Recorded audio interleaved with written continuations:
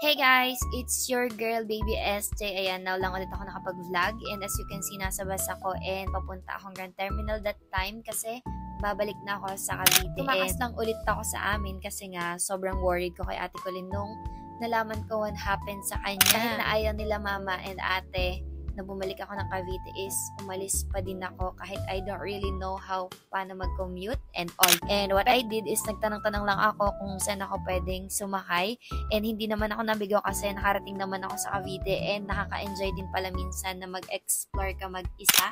Alam ko magagalit na naman si mama, si ate, tsaka si Kuya Insay kapag nalaman na naman nilang bumalik na naman ako ng Cavite. Kaya I really wanna know if she's totally okay. And after ko kumain, ayan, sumakay lang ako ng jeep and nakarating na ako dito sa greenhouse. Hey guys, it's your girl Baby SJ. Ayan, now lang ulit ako nakapag-vlog and as you can see, nasa bus ako and papunta akong Grand Terminal that time kasi babalik na ako sa Cavite and I don't really know how to commute kasi passenger princess talaga ako guys and hindi naman kasi talaga ako uuwi ng Batangas and wala talaga siya sa plano ko. Kaso nabudol ako ni Kuya Insay kasi sabi niya mag-swimming daw kami kasama yung family ko.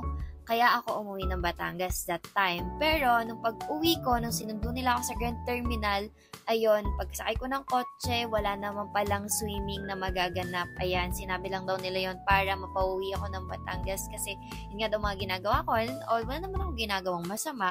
Kaya, tumakas lang ulit ako sa amin kasi nga sobrang worried ko kay Ate Colleen nung nalaman ko what happened sa kanya. Kasi lagi siyang andyan for me kapag may problem ako. Kaya, kahit na ayaw nila mama and ate na bumalik ako ng Cavite is umalis pa din ako kahit I don't really know how paano mag-commute and all.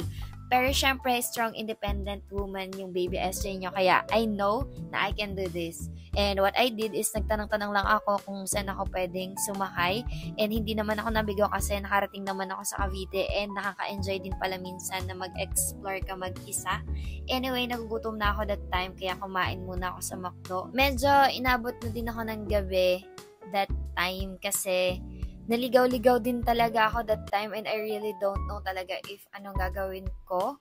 Kasi hindi naman kasi talaga ako sanay na mag-commute lalo na malayuan. But anyway, alam ko magagalit na naman si mama, si ate, tsaka si Kuya Insay kapag nalaman na naman nilang bumalik na naman ako ng Cavite. Pero kasi gusto ko lang talaga kasi talagang bisitahin si Ate Colleen kasi sobra pala yung nangyari sa kanya nung nakaraan.